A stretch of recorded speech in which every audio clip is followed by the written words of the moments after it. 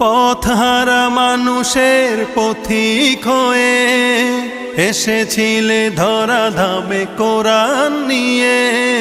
পথহারা মানুষের পথিক হয়ে এসেছিলে ধরা ধামে কোরআন নিয়ে।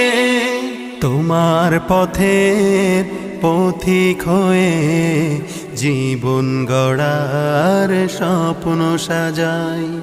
তোমার পথের পথিক হয়ে জীবন গড়ার স্বপ্ন সাজাই। তুমি যে মোদের প্রিয় নবী, তোমায় কাছে পেতে পাগল সবাই। সুখের দিনেও মোরা খুঁজি গো তোমায়, দুঃখের দিনেও মোরা সরি গো তোমায়। সুখের দিনেও